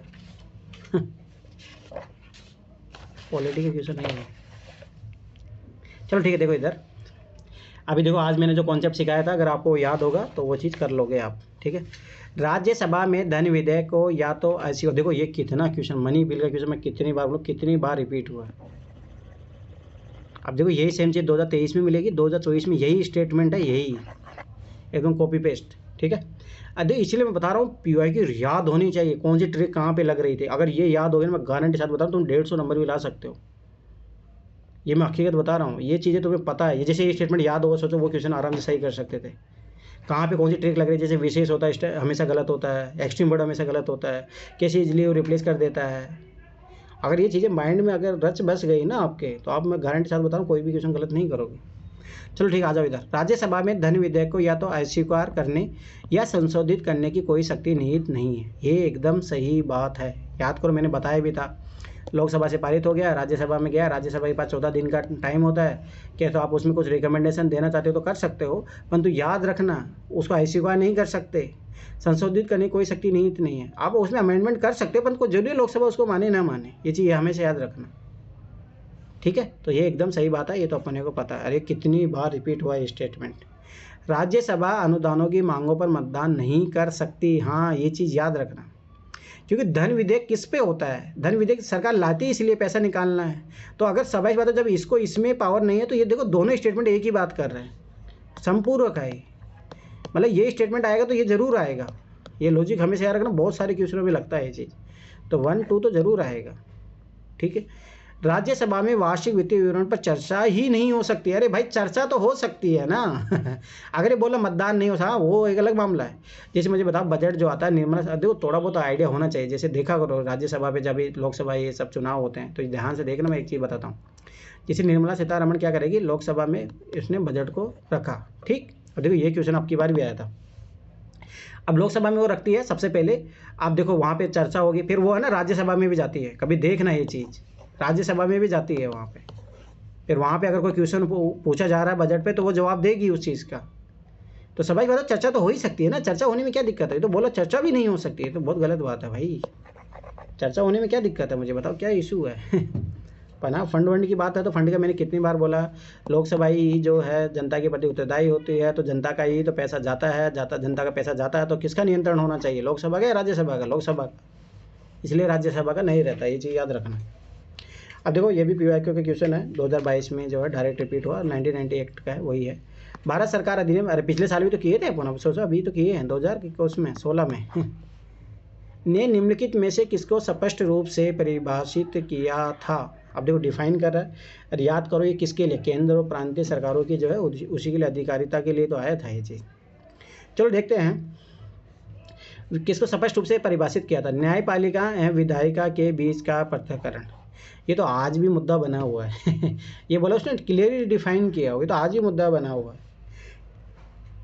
केंद्रीय प्रांतीय सरकारों की अधिकारिता, हाँ यही तो, इसी ने तो यही तो डिसाइड किया था, इसीलिए तो बार बार यूपीएससी क्वेश्चन पूछते। देखो 2022 में फिर पूछा कि कौन से, याद करो कि कौन सेंट्रल लिस्ट के आएगा, कौन प्रोविंशियल लिस्ट में आएगा। तो मैंने बताया था वो क्वेश्चन याद है, लैंड वाला, लैंड जैसे भाई सब सेंटर के पास रहता है, पुलिस जो है सेंटर के पास रहता है, तो इसमें यही तो डिफाइन किया था, ये चीज़ याद रखना। बात है सेक्रेटरी ऑफ स्टेट में वायसराय की शक्तियाँ, अरे ये नहीं, इससे क्या मतलब है। देखो मेन चीज़ क्या है वो जरूर इंपॉर्टेंट है, ये चीज़ समझ रहे, एक बार इंग्लिश में पढ़ो इसको। The jurisdiction of the central and provincial government, ये चीज़ रखना, क्लियरली डिफाइन द जुरिडिक्शन, ना कि सेपरेशन ऑफ पावर। तो आज भी मुद्दा बना हुआ सेपरेशन पावर का। तो चलो इसमें और कोई क्वेश्चन नहीं है। निकट क्षेत्र, गोलन हाइट, चंपक, दुरकलता, चलो 37 वाला आ जाओ।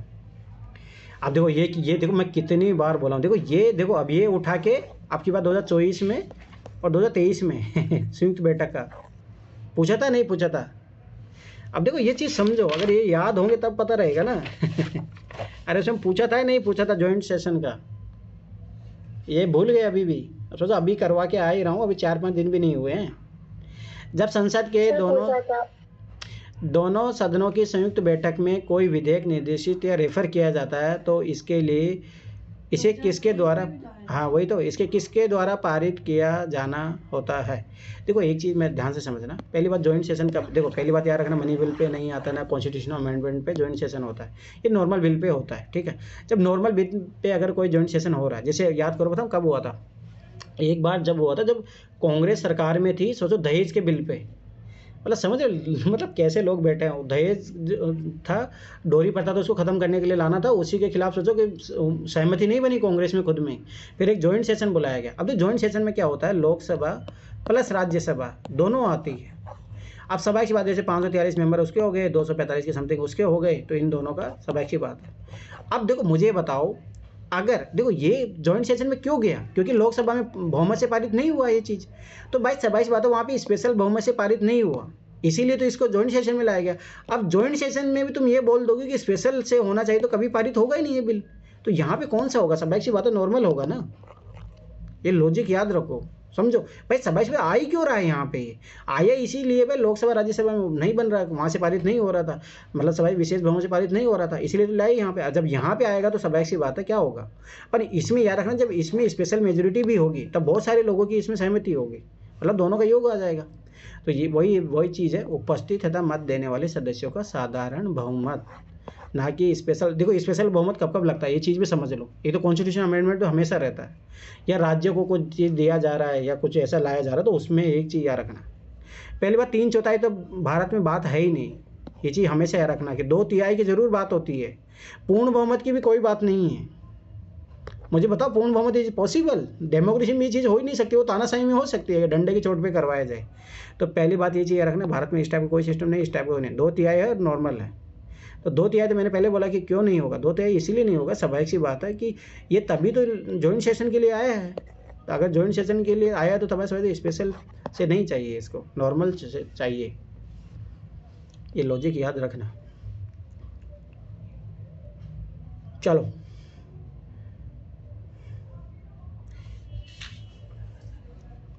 देखो ये समझो, भारत सरकार ने नीति आयोग की स्थापना निम्नलिखित में से किसके स्थान को लेने के लिए किया। अब मैंने कितनी बार बोला है, आयोग जो है रिकमेंडेशन के लिए बनता है। दूसरी बात, अपने को स्वाभाविक सी बात है, नीति आयोग का काम क्या होता है, टॉप बॉटम अप्रोच को इनको बढ़ावा देता है, ठीक है, ये चीज़ याद रखना, थोड़ा बहुत पता। दूसरी बात, ऐसे तो पता ही होगा ही, ठीक है। मानव अधिकार आयोग तो भाई अभी भी है, तो ये तो ऐसे गलत हो गया। वित्त आयोग अभी भी है, विधि आयोग अभी भी है, कौन नहीं है अब योजना आयोग। इस तरीके से भी इस क्वेश्चन को कर सकते हो, नॉर्मल है, ठीक है। ये इस क्वेश्चन के लिए अलग से कोई आपको वो नहीं चाहिए। चलो आ जाओ इधर, बहुत अच्छा क्वेश्चन है, ध्यान से समझना।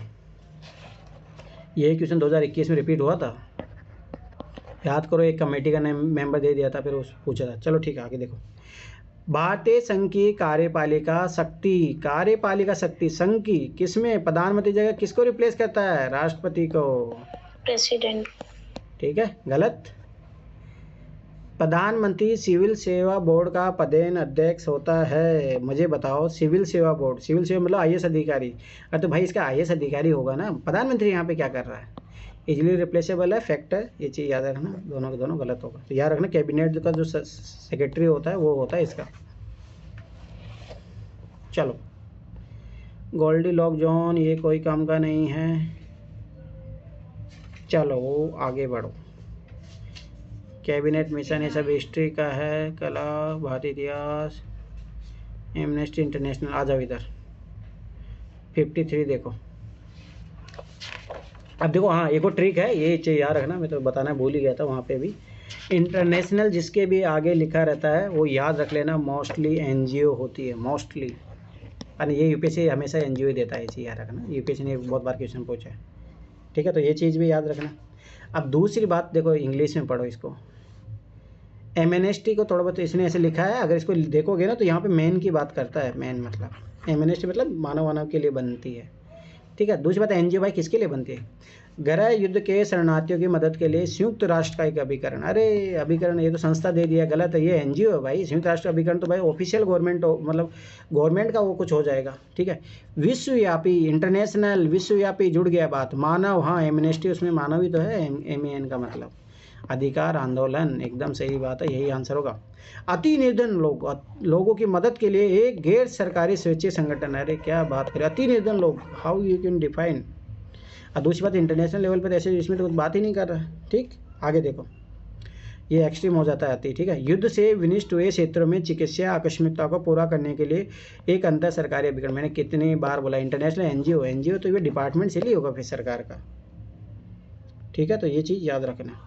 चलो आगे बढ़ो, कौन सा क्वेश्चन अब है, इसमें तीनों चारों। 59 अब देखो ये क्वेश्चन देखो, मुझे बताओ, मुझे शर्म आनी चाहिए, अब ये क्वेश्चन कितनी बार आ चुका है। ए वाला है इसका।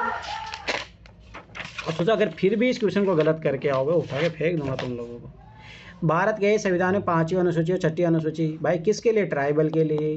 ट्राइबल कहाँ है? और कहीं पे दिया है? राज्य सीमाओं के निर्धारण के लिए। अरे क्या बात कर रहे हो? पंचायत की शक्ति और प्राधिकार उत्तर अरे पंचायत की शक्ति किस में है? 11वीं में अनुसूची में। काटो, ठीक है। सभी सीमावर्ती राज्यों के हितों के, सभी सीमावर्ती एक्सट्रीम बर्ड राज्यों के हितों के लिए, राज्य की बात है ही नहीं, जनजातियों के हितों के संरक्षण के सर लिए। स्केड्यूल्स लर्न करने का हाँ, एक जरूर। ट्रिक होती है, वो होती है टीयर्स ऑफ ओल्ड पीएम। अरे वो ठीक है, वो सब रटने का तरीका समझो ना, रटने की जरूरत नहीं पड़ेगी, मेरे पास है ना उठाए फेंक दूंगा। भाई समझो, समझोगे तो कभी क्वेश्चन गलत नहीं करोगे, ये जी हमेशा याद रखना। अब देखो मैंने कितनी बार बोला ये क्वेश्चन, संघ की सरकार यूनियन गवर्नमेंट के संदर्भ में कितनी बार ये क्वेश्चन पूछा है। अपन वो तो 2021 में भी किए थे ये सारी चीज़ें, और आपकी बात 2024 का क्वेश्चन ये सेम याद करो, ताकि पढ़ो 2024 में, उसमें वही सेम चीज़ पूछा है, ठीक है। अब देखो राजस्व विभाग, अब देखो ये इजीली रिप्लेसेबल है। संसद में प्रस्तुत किए जाने वाले केंद्रीय बजट को तैयार करने के लिए उत्तरदायी है। अब ये तो बहुत गलत बात हो गई, तो ये चीज़ याद रखना, राजस्व विभाग नहीं होता है, रेवेन्यू डिपार्टमेंट से ही होता है। Revenue department of economic affairs हाँ, मतलब होता है। समझो ना, रेवेन्यू डिपार्टमेंट तो रेवेन्यू कलेक्शन करना काम होगा ना, वो कब से बजट तैयार करने लग गया? गलत, ठीक। दूसरी बात, ठीक है, आगे बढ़ो। भारत की संसद के प्राधिकरण ऑथोराइजेशन के बिना कोई धन भारत की संचित निधि से नहीं निकाला जा सकता। ये बात तो सभी सी बात है, मैंने कल भी लॉजिक समझाया था।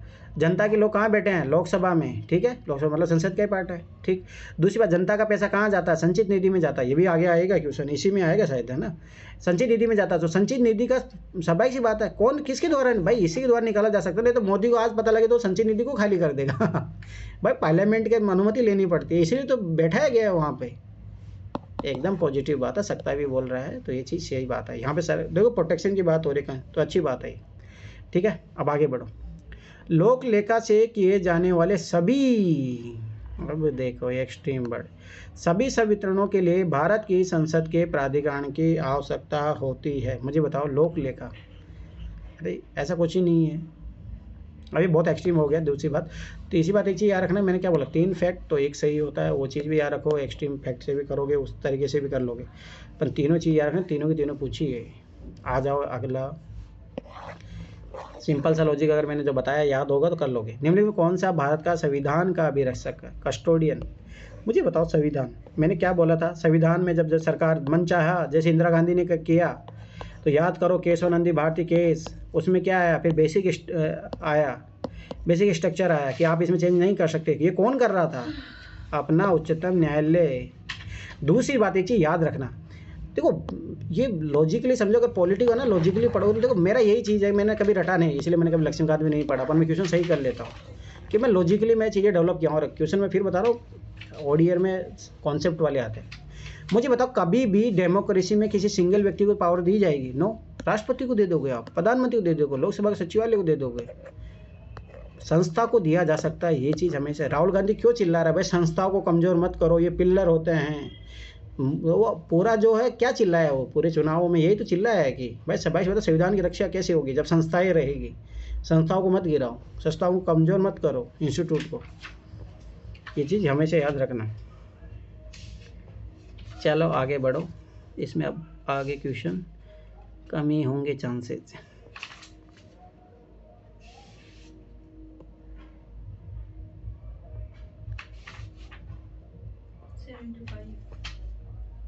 सेवेंटी फाइव कौन सा दिख गया तुम्हें? क्लासिकल भाषा, ये आर्ट एंड कल्चर में आएगा।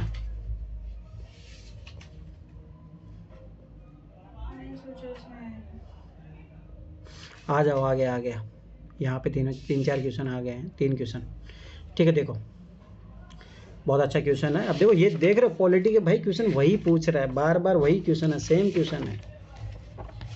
अब देखो ध्यान से समझना, ये सेम लॉजिक वाले क्वेश्चन है जो अपन कर चुके हैं। भारत में किसी राज्य की विधान परिषद याद आया? विधानसभा होती है, विधान परिषद होती है।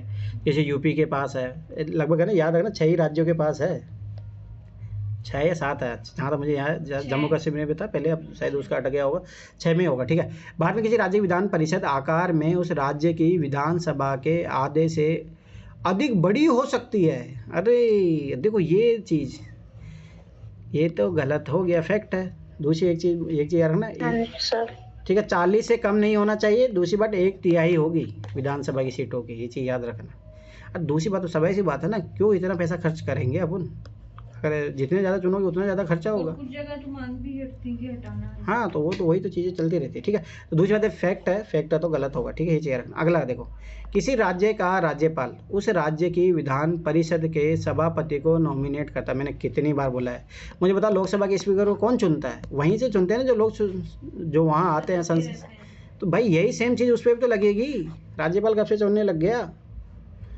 नहीं, और ये क्या बोला, नॉमिनेट करता है। ये भी देखो कितनी बड़ी गलती दे के रखा है, वो भी नहीं, नॉमिनेट करता है। अरे भाई वो चुना जाता है विधानसभा के सदस्यों के द्वारा या विधान परिषद के जो है उसके सदस्यों के द्वारा। दूसरी बात मैंने कितनी बार बोला, ये चीज़ याद रखना। अगर कोई संस्था पे बैठा ना रहा तो एक अलग मामला। चलो आ जाओ। भारत की प्रभुता, एकता और अखंडता की रक्षा करे मतलब ड्यूटी हो गई ना। ठीक है, करे और उस अक्षुण्ण रखे मतलब लोगों से अपेक्षा की जा रही है। उपबंध किस में दिया गया है? अब तो ध्यान समझो, डीपीएसपी तो क्या है, सामाजिक आर्थिक लोकतंत्र लाता है। मूल्य अधिकार तो अपने अधिकारियों की रक्षा के लिए है। संविधान के उद्देश्य का में ऐसी कोई बात बोली भी नहीं गई है। एकता अखंडता जरूर बात, पर ये याद रखना, रक्षा करे मतलब लोगों से बोला जा रहा है, तो ये मतलब फंडामेंटल ड्यूटी। ठीक है, तो ये चीज़ याद रखना। आ जाओ ये क्वेश्चन, पंचायती राज का पहले भी अपन कर चुके, याद आया? पंचायती राज की व्यवस्था का मूल उद्देश्य है, वहाँ पे भी सेम क्वेश्चन आया था। मूल उद्देश्य क्या सुनिश्चित करना है? जो सुनिश्चित करना है तो क्वेश्चन की डिमांड क्या होगी? स्पेसिफिक हो गई। स्पेसिफिक होगी तो हमेशा याद रखना, कभी भी पूरे के पूरे आंसर नहीं होंगे। ठीक है, दूसरी बात मैंने क्या बोला था? ठीक है, एक चीज़ समझो, सबसे मेन चीज़ क्या था इसका? पॉलिटिकल डिसेंट्रलाइजेशन को बढ़ावा देना था। ठीक है, सबसे बड़ी चीज़ डेमोक्रेटिक डिसेंट्रलाइजेशन, ये तो ज़रूर आएगा, ये जरूर आएगा, दिए गया काम से। ठीक, अब आगे देखो, वित्तीय संग्रहण, मुझे बताओ इसका क्या मतलब है भाई? इससे मूल उद्देश्य पूछ रहा है। ठीक है, तो जैसे आप चौथा काटोगे तो चलो कट भी गया था। ठीक है, आगे देखो, विकास में जन भागीदारी, हाँ इसीलिए तो ग्राम सभा लाए थे। याद करो ग्राम सभा क्यों लाए हैं अपन? ग्राम सभा में लोग बैठेंगे। ठीक है, विकास में जन भागीदारी, ग्राम सभा में ये आएगा भाई किसको मकान मिलना चाहिए, हाँ ये सबसे गरीब है इसको मिलना चाहिए, हाँ यहाँ रोड बननी चाहिए, तभी तो आएगा ना। एकदम पॉजिटिव चीज़ है डेमोक्रेटिक डिसेंट्रलाइजेशन के लिए। तो है राजनीतिक जवाबदेही, मुझे बताओ ये तो कितनी बात है भाई, जनता के प्रति उल्टा उत्तरदायित्व होना चाहिए। राजनीतिक जवाबदेही क्या होता है? ये तो बहुत नेगेटिव टर्मिनोलॉजी है, गलत बात। जैसे दूसरा काटोगे आंसर आ जाएगा, तो ये चीज़ याद रखना। अब कोई क्वेश्चन है? अभी है 89, कौन याद करेगा? भारत के संविधान में कल्याणकारी राज्य का आदर्श डीपीएसपी कितनी बार रिपीट हुआ है? सामाजिक आर्थिक लोकतंत्र आएगा तो कल्याणकारी राज्य बनेगा, महिलाओं को प्रस्तुति, ये सब कहाँ से मिल रहा है? डीपीएसपी से तो मिल रहा है। ठीक है, अब देखो 2020 में डायरेक्ट रिपीट हुआ था ये क्वेश्चन, सेम डिक्टो। देखो पर हाँ वो यहाँ पे देखो, वो इस क्वेश्चन को स्टेटमेंट बना दिया था वहाँ पे, ये समझो बस वो हेर फेर कर रहा है। अब ये बोलो कितनी बार कराओगे इस क्वेश्चन को? सोचो, भारत में संसदीय प्रणाली की सरकार, संसदीय प्रणाली सरकार मतलब क्या है? उत्तरदायित्व। कहाँ पे उत्तरदायित्व की बात कर रहा है? मंत्री परिषद लोकसभा के प्रति उत्तरदायी होती है, राज्यसभा को भंग ही नहीं किया जा सकता। क्या बात करें, एक्सट्रीमिस्ट। संसद जो है संविधान का संशोधन कर सकती है।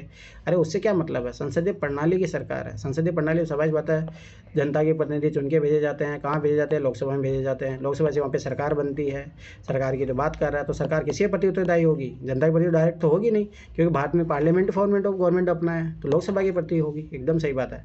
लोकसभा जनता द्वारा प्रत्यक्ष रूप से निर्वाचित होती है। अरे कहाँ प्रत्यक्ष रूप से निर्वाचित होती है? भारत में, इसके इंडियन कंट्री में होती है। कितनी बार बताऊँ? ये संसद संविधान का संशोधन कर सकती है, उससे क्या मतलब अपने को?